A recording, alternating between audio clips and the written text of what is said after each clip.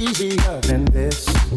I thought my heart had grown colder, but the warmth of your kiss I can't dismiss. My past has left me bruised.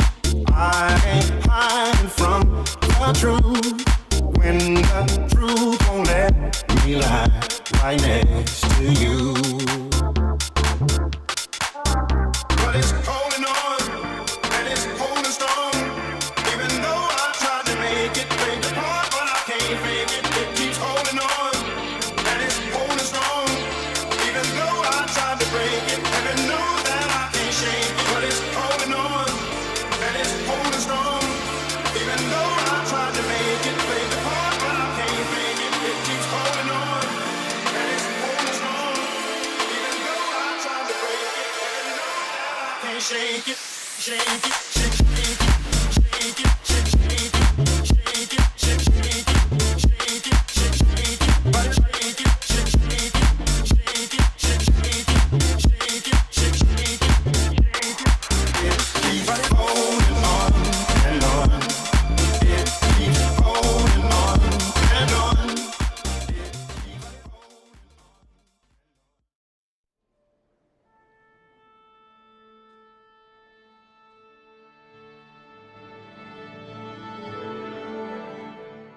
It's a wonderful Monday morning, and it's time to start your week off right with a little visit to the orchestra.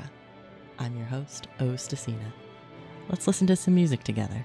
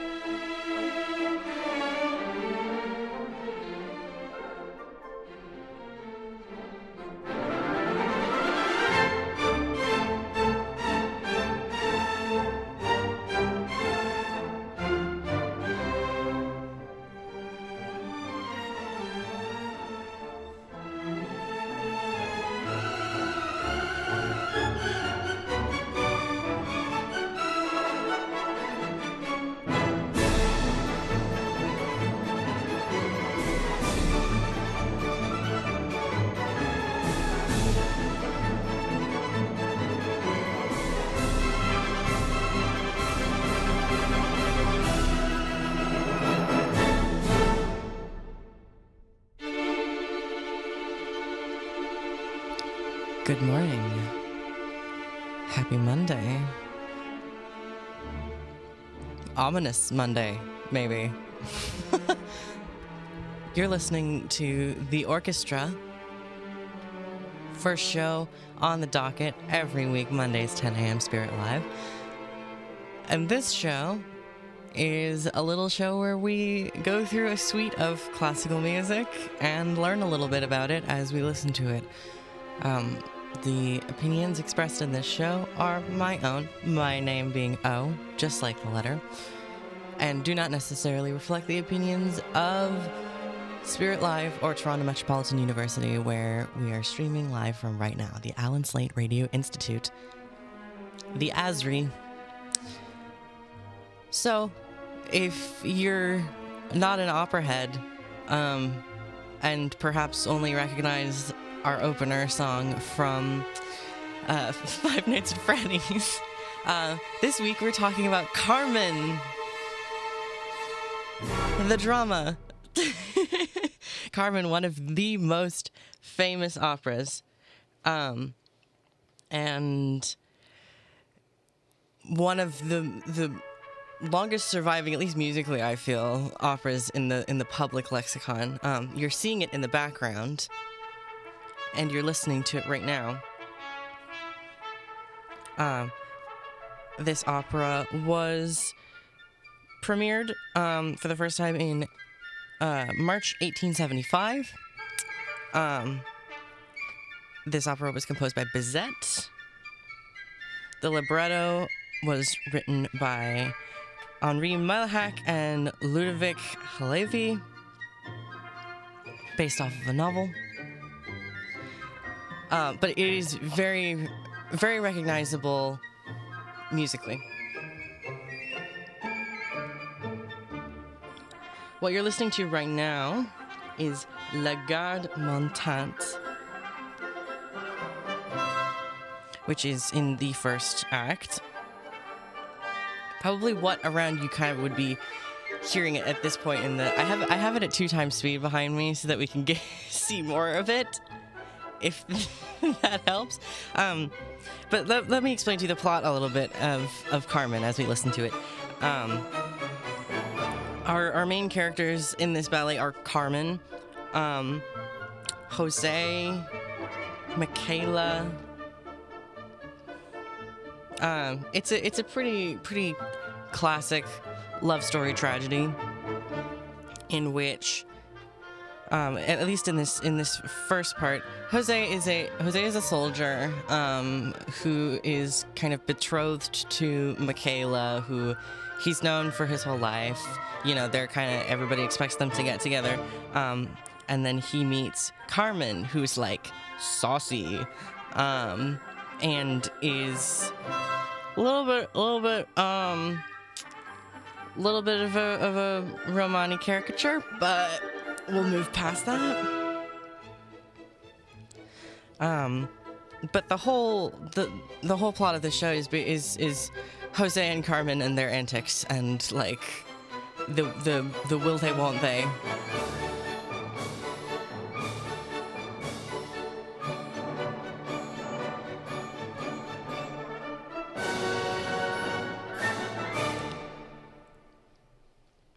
But what we're listening to, so normally what you would hear with this is, you know, opera singing.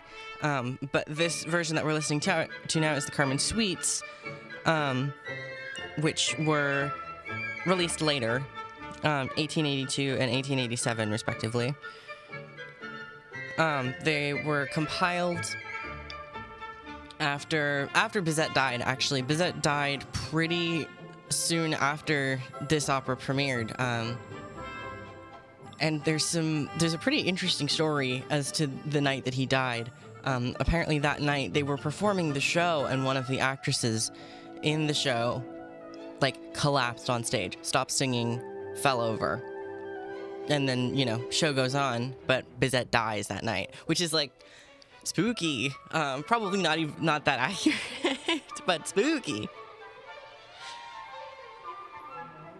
But the Carmen Suites are some selections from the opera without the opera itself. So don't worry, you won't be hearing any opera. This isn't an opera show. I've never actually...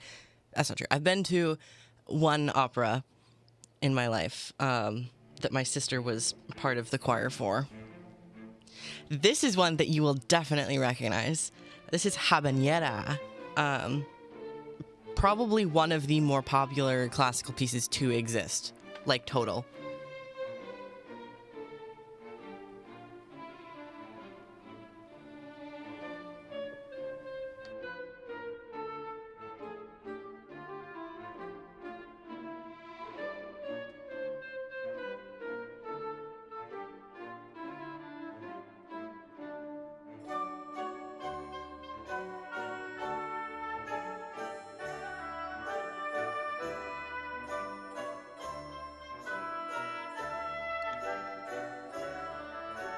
It's funny that this has just been kind of taken out of context as a sort of general classical song because it's kind of saucy for its time. It's representing Carmen as like a bird that cannot be tamed. She's kind of a seductress, and she does what she wants, and and Jose is like driven mad by her, and tempted away from his betrothed by her.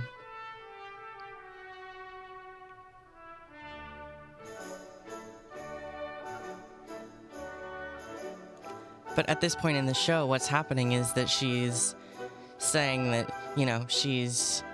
she will be free. She is not one to be tied down by a man.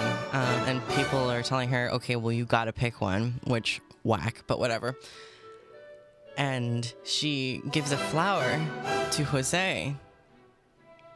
And obviously Jose is like, ayo. And Michaela is like, stop pining for this lady.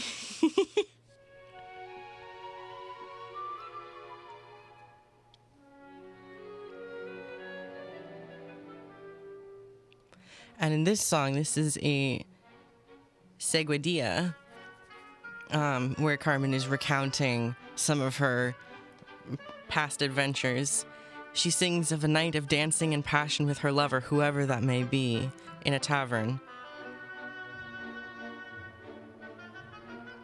And in this process, she leads Jose away from his soldierly duties, which doesn't go well for him, as we will hear in the second act.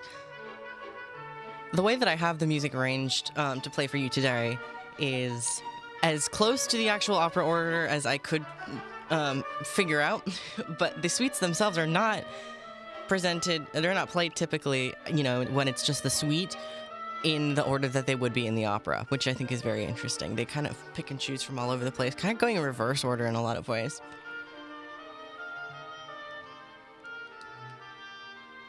But,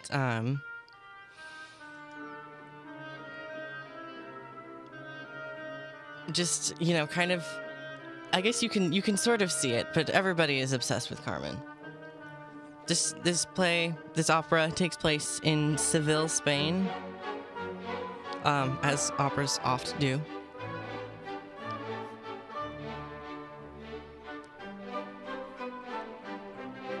And it's a different kind of opera than was often seen at the time. In that it has dialogue. It's not exclusively singing. Which was a little bit controversial.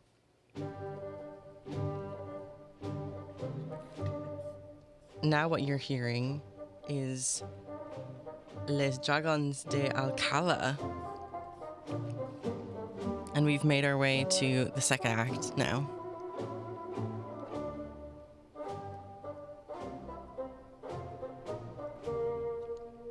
And you know what? I think I will play the Toreador song. I had it removed from this playlist because we heard it at the very beginning, but I want to listen to it again. So it's going back in there.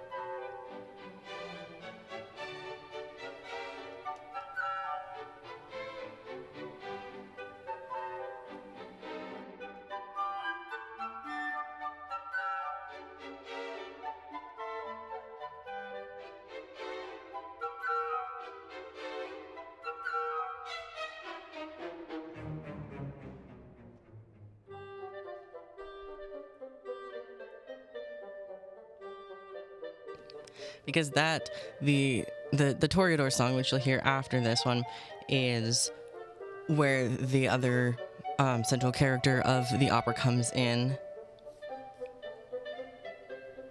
Escamillo, the Toreador, the bullfighter. Lots of bull stuff in this show, especially as it goes on.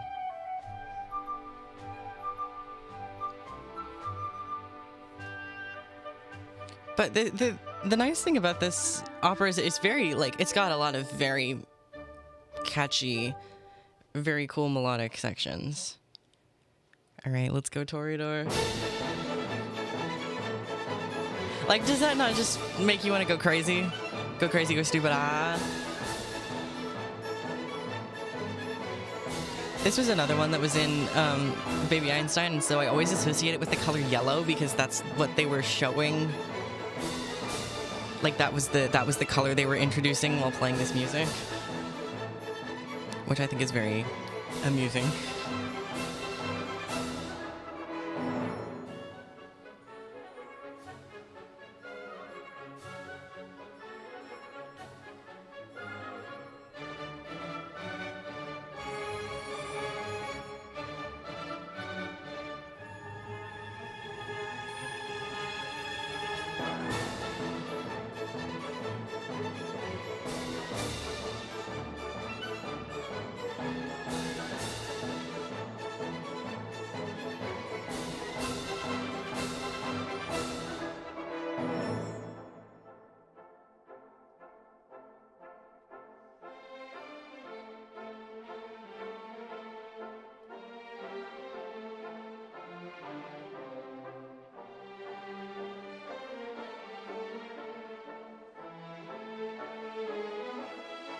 I'll skip ahead. Maybe we can see some of Eskimo in our background.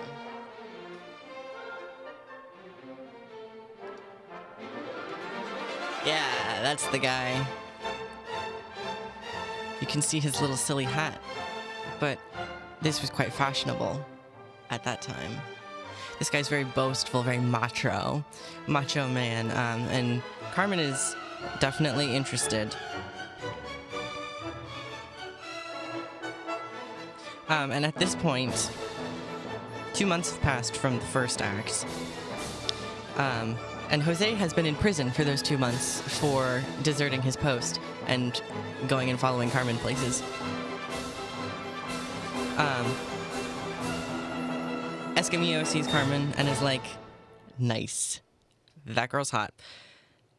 And Carmen is like, nah, I refuse. Which, like, good for her. And this is the Toreadors dancing.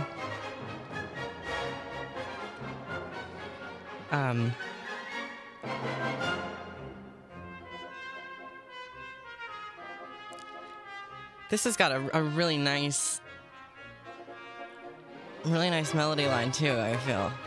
And I have a little special treat for you at the very end, with one of my little Cuban jazz arrangements that I adore, based off of music from this set. So you'll hear it later. It will reappear.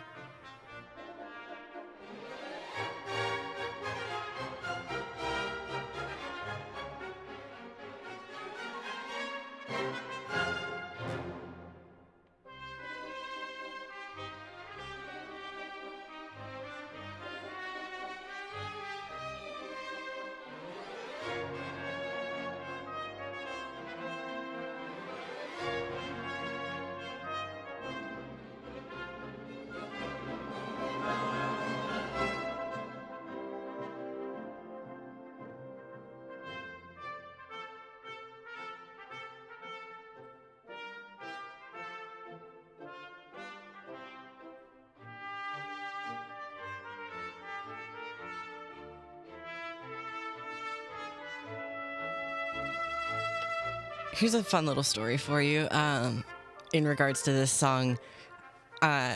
We have access to an audio library through the school that has a bunch of sound effects and music that we can use for our school projects. And I was looking for music boxes, and I found the exact music box with this song that they use in Five Nights at Freddy's. I was like, oh, that's a pleasant surprise. It's actually apparently an actual recording from a really old music box. And recorded by the same people that used the Swan Lake recording that I used in my project. So that's nice.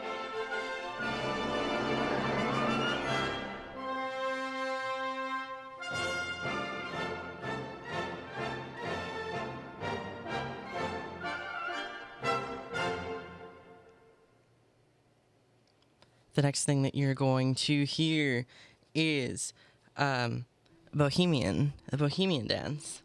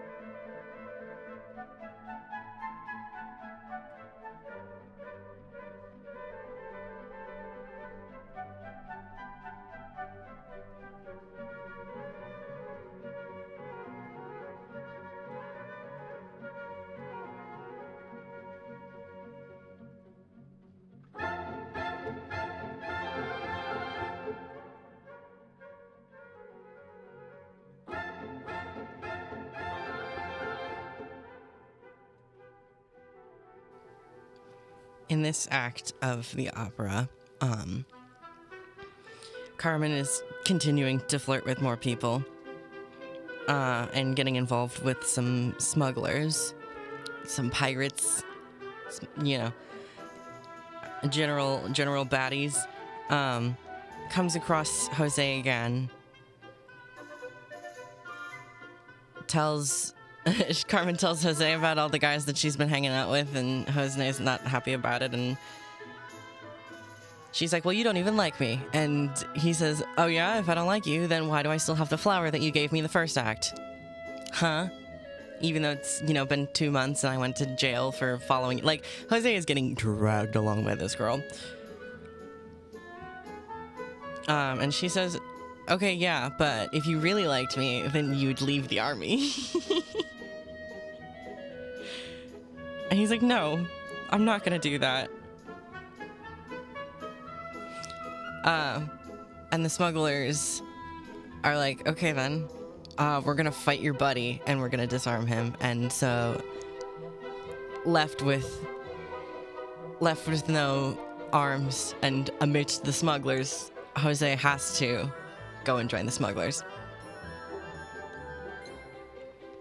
So now he's abandoned his military job, following this girl, sort of accidentally, coincidentally. Things just keep happening to this fellow, and he's now amongst smugglers.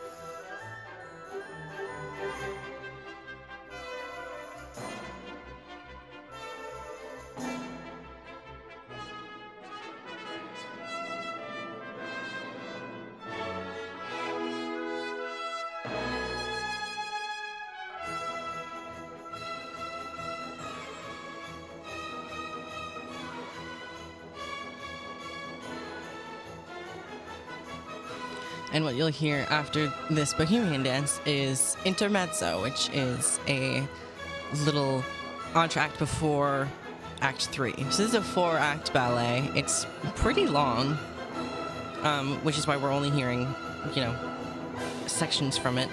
It's about 3 hours, which includes 2 20-minute intermissions in this particular way that it was performed that I'm reading off of.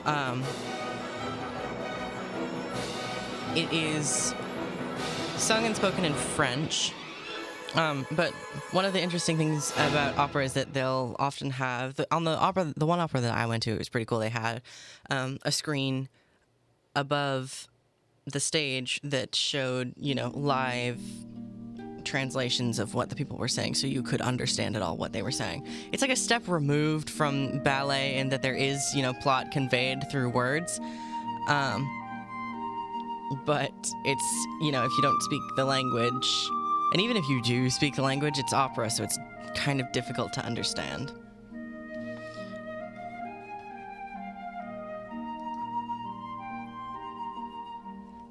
She sings a lot.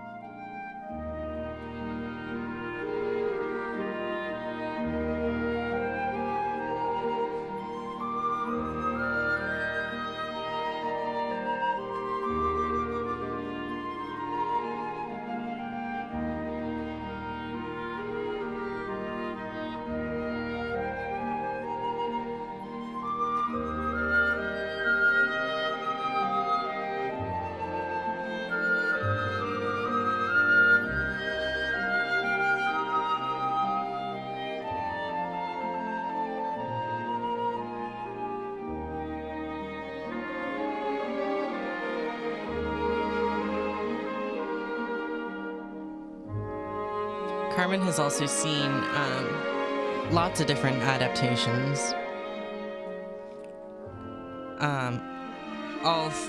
All throughout time, like even in the early 1900s, and has been recast in a lot of different interesting ways.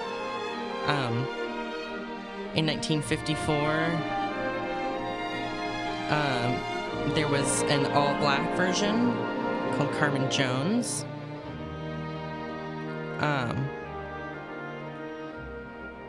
There was a film called The Wild Wild Rose in Hong Kong, which is an adaptation of this opera.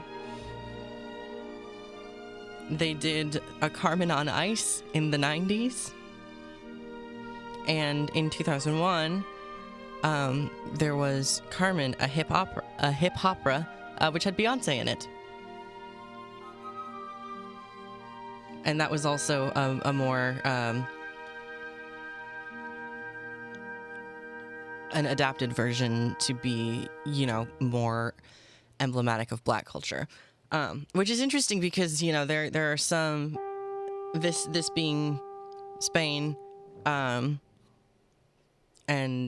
of its time, there are some, like a lot of media around this refers to Carmen using a word that we don't really use anymore to refer to Romani people.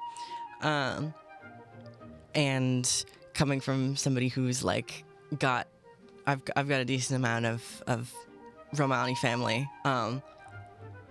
It's very interesting how that archetype of story was very popular. And you see it in a lot of other stories too, like Hunchback of Notre Dame. Like that's the idea of a seductive Spanish Romani person is not a new idea.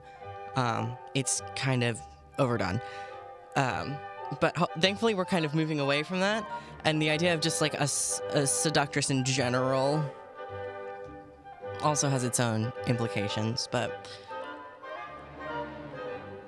you gotta admit that a lot of the music in this is long surviving. What you're listening to right now is the March of the Smugglers. And we've made our way into the third act.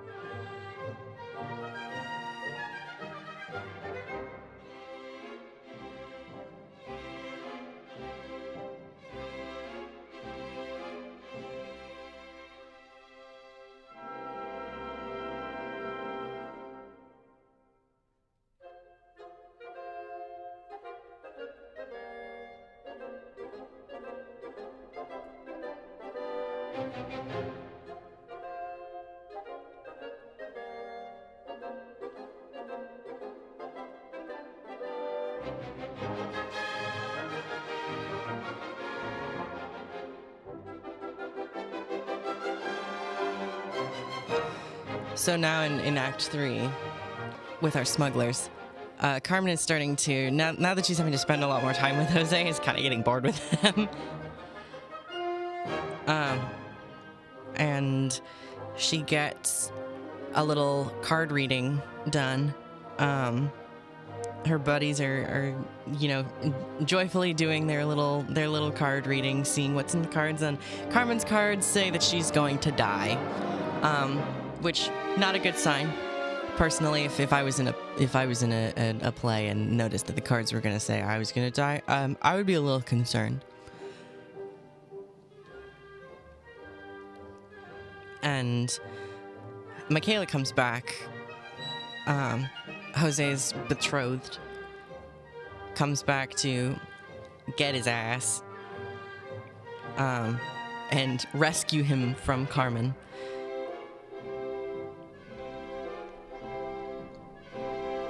And this is where Jose and Escamillo also meet this act. And Jose does not like Escamillo. Rightfully so, I would say, in some ways.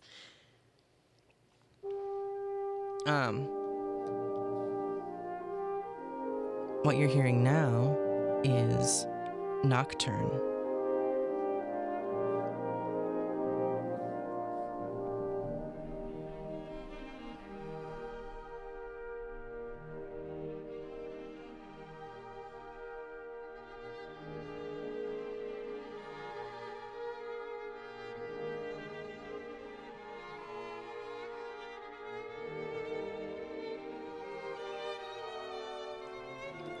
So Michaela tries to convince Jose to come home. Stop hanging out with this girl. She's bad news. The bullfighter guy really likes her. I think Michaela knows what she's talking about here. And Jose's like, nah, I'm not gonna leave. And she says, okay, but your mom is dying, so you should come back home. And then he agrees. But says he will return.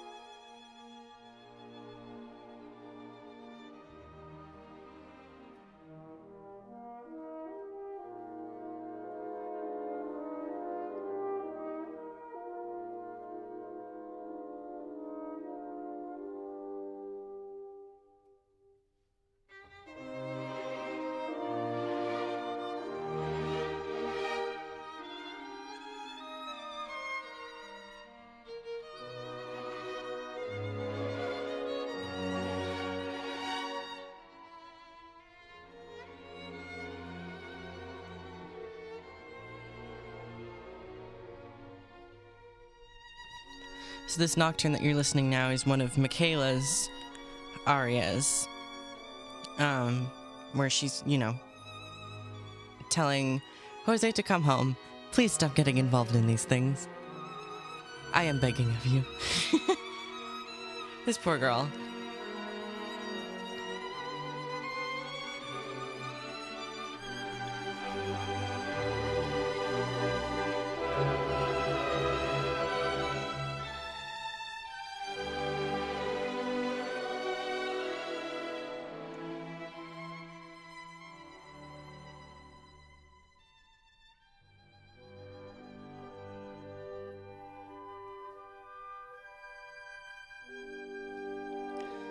I'll tell you a little bit about Bizet also.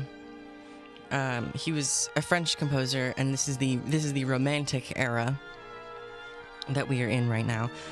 He lived from 1838 to 1875. He didn't have a super long life, and he wrote some operas, and they actually weren't even really that popular in his lifetime. He didn't think that they were going to be very popular in his lifetime, but after he died, they specifically Carmen, blew up, and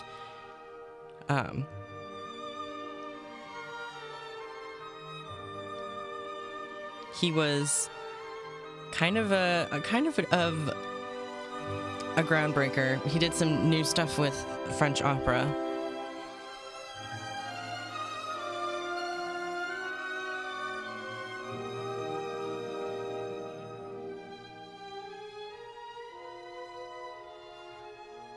And the theaters that he wanted to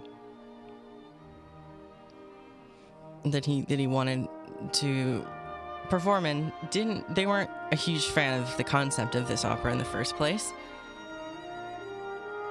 But you know, he really liked it, and he was dedicated to having it, you know, seeing it through. Although he really didn't see much of it before he died, honestly.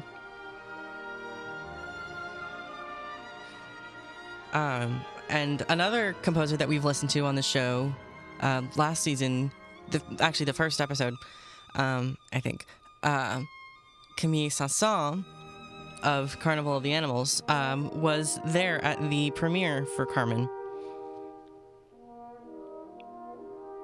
And the first performance was 4.5 hours long, went on until midnight.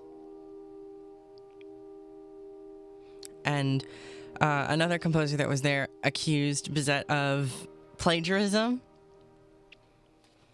He says, "Georges has robbed me. Take the Spanish airs and mine out of the score, and there remains nothing to Bizet's credit but the sauce that masks the fish." Oh. Dramatic. What you're listening to right now is Aragonese. This is another one that's probably pretty familiar, and you'll hear it in the next song that I have for you, which is... Now we've entered into the fourth act. Actually, I can tell you about what happens in the fourth act, which is bonkers. The fourth act, I wonder if we can see it.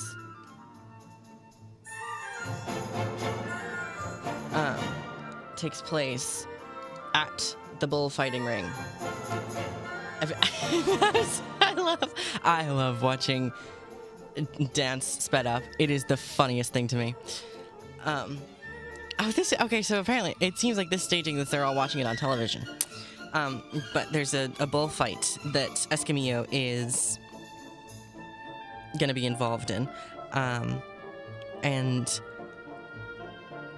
Escamillo and Carmen publicly announce that they are in love with each other. And Jose is nearby, and confronts Carmen. Escamillo goes into the arena, is doing his bullfighting, so now it's just Jose and Carmen. And Jose is desperate. He pleads for her to return, and you hear cheers from the arena. And they are fighting. So it's like it's a big kind of kind of match cut moment, you know, where you're having the excitement of the bullfighting arena and then the argument between Jose and Carmen, because Jose wants her so bad and she is not having it. And she says, "Let me go," and wants to be released. She's like, "I will not be tied down. I will be free." And what actually happens straight up is that Jose is like, "Okay, I'm going to kill you," and kills her. And he stabs her. And as he's stabbing her, you hear the crowd in the bullfighting arena cheering for Escamillo because, you know, he's doing his thing. And Jose immediately regrets his killing of Carmen, and that's how the ballet ends. The opera ends, is him being like, "Why did I do that?" So it's kind of, it's funny, you know, it's referred to as kind of a comedic opera in the sense that there's talking. It's not all singing, but it is a tragedy. You know, it's this guy giving everything that he has, falling for this girl who can't be held down. Very, very manic pixie dream girl in some ways. And then getting absolutely ruined by it. Leaving his stable life, you know, becoming a smuggler, going to jail. all of these things for this girl, and then she's like, I will not be held back by you, and is dedicated to that cause to the point of death, which that is pretty dang dedicated. But what we're going to hear next, this is an absolute jam of mine. Taking some of the stuff that you've heard so far, and rearranging it in a fun way that sounds like it sounds like Mission Impossible, which you're not going to believe me until you hear it, but you will hear it, and it is amazing. And this whole album, Classicals a la Cubana, banger. I've played lots of stuff from it before, and I've talked about lots of the music that it references on this show. But this one I think is particularly fun for its kind of mixing of modern theatrical scoring and the opera classic. So let's listen to Habanera en Habana.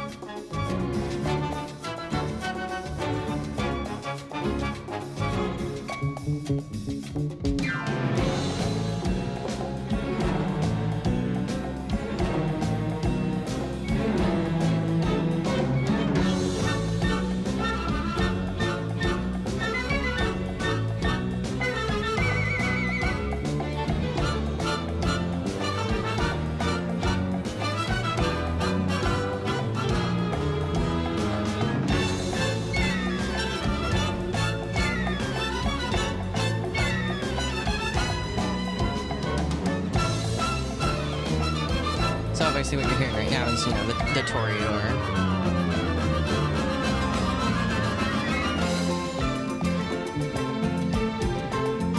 But there will be more.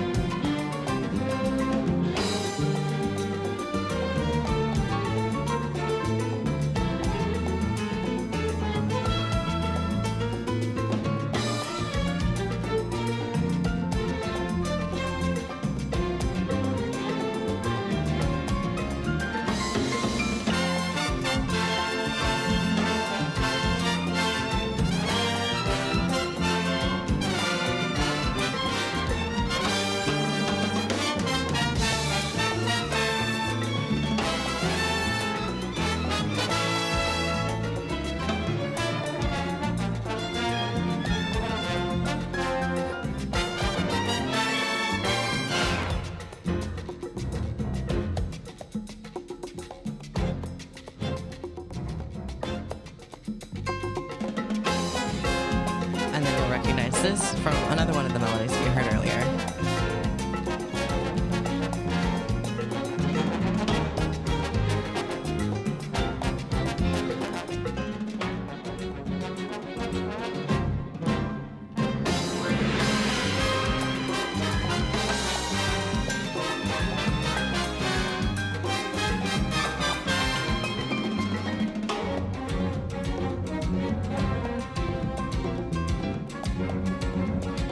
Another interesting fact about Carmen is that the opera is based off of a novel, and the novel is based off of an actual murder case that happened in 1830 in Spain.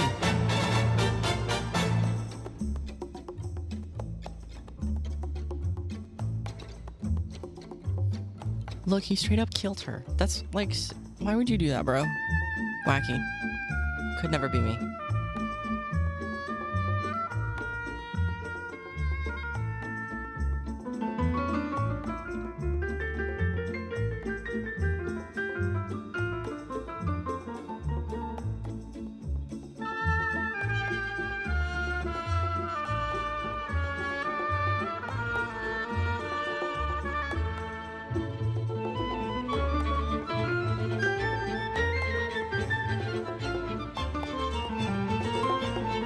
And in the novel, the character of Michaela did not exist, actually. It was introduced for the ballet to give Carmen a female nemesis.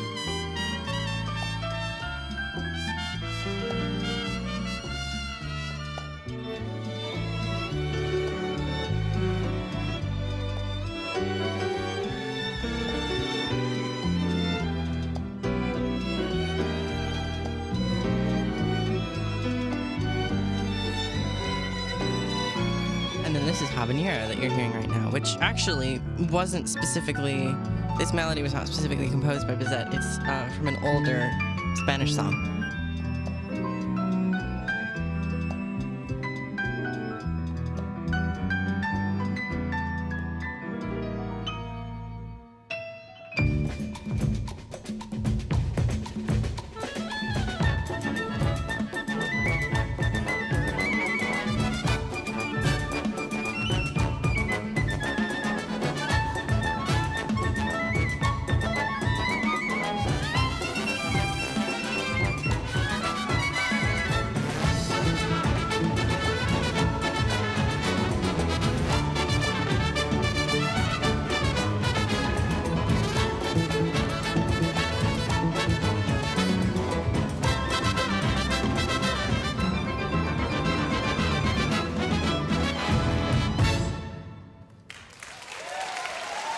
Hooray, applause, applause, applause. The only thing I do not like about this album is that it has the applause kept in. And what you'll hear now is Carmen Fantasy, which is another rearrangement of Carmen, this time by Pablo de Sarasate for violin and piano. One of the most technically demanding pieces for violin out there. And Carmen in itself was actually deemed too difficult by a lot of people, especially in its first inception. As it was being created, a lot of the singers and orchestra performers were like, this is too difficult. Which, yeah, I mean, this is especially difficult, but this is, the suite of music from this opera gets used quite a bit. It survives a lot, and has a lot of influence on, I think, what we perceive as to be, Spanish music, despite being in a French opera, which has some interesting connotations, because I think a lot of music does that. If an opera or a ballet or something represents a certain culture through song, even if the person composing the thing isn't actually a part of that culture, those sort of caricatures, in a way, the musical caricatures can find their way into the popular public perception of what that culture's music sounds like, as opposed to what, actually that music sounds like by and large.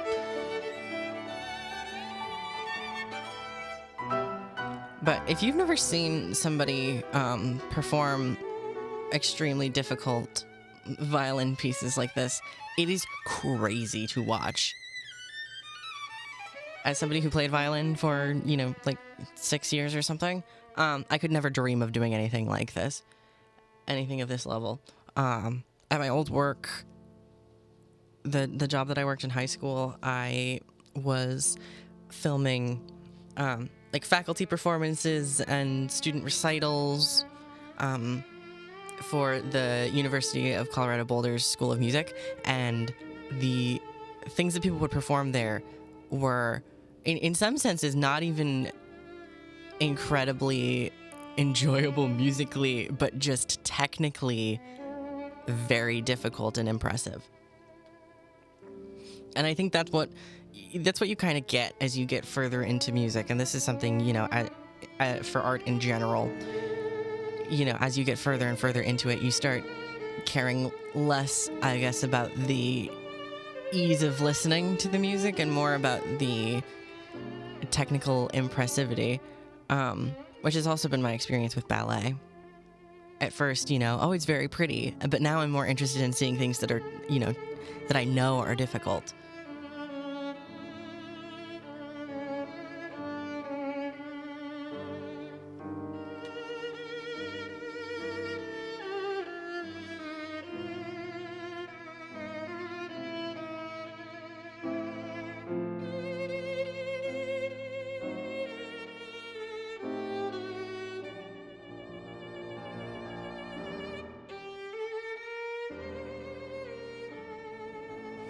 Also, something worth noting in regards to Bizet is that he only lived to 35 and didn't even really see the fame that he has until after he died. I didn't see it at all, frankly. A lot of these composers who are now in the public lexicon didn't see success at first. When their things premiered, people thought that they were too outlandish or didn't like them, or, in Stravinsky's case, rioted. But, after their death, people kind of saw the merit in it, and the culture moved along and accompanied that sort of those groundbreaking things, which makes me wonder, what music is being made now that is unpalatable but will be loved in 50 years or something. And is that even a concept that exists anymore with how fast people can latch on to music? I feel like there's less of a standard convention now. People are allowed to experiment more with music and find an audience still. But it always makes me think, who is going to be the Bizet of our time? Who is going to be the person that gets discovered posthumously? Somebody finds their Spotify and then is like, this is incredible. But for all my music makers listening out there, know that putting your art out there and it not being received well on the first go does not mean that it is the end. And you should be proud for putting it out there.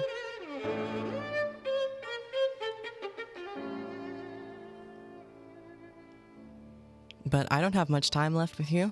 It's been an absolute joy learning about Carmen this week, because I don't really know anything about opera. So this was a fun little deep dive into the world of opera. I've only seen the one, and I don't even remember what it was.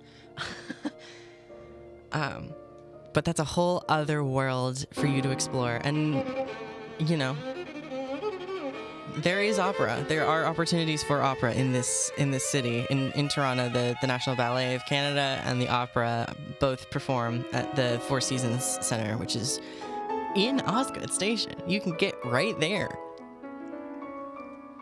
So if this is something that you find even minutely interesting and you want to hear it with vocals, might I recommend seeing an opera? You'll see some of the most impressive vocal technique you've ever seen. People being able to fill a space with sound with no microphone, just the power of incredible training and honing of the vocal instrument.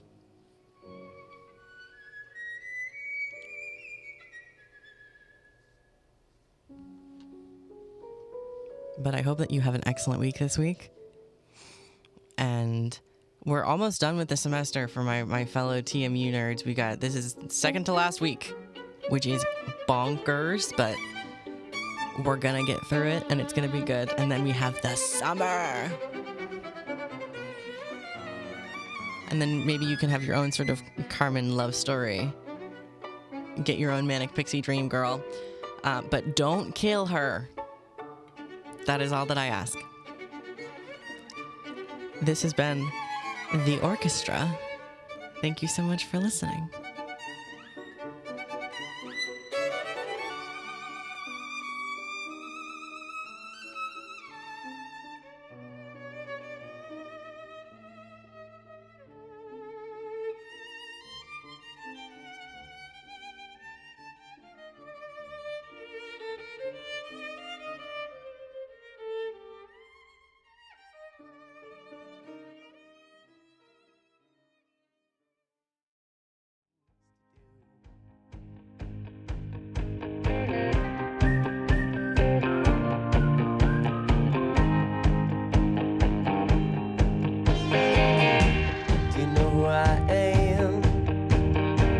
Anybody know my name?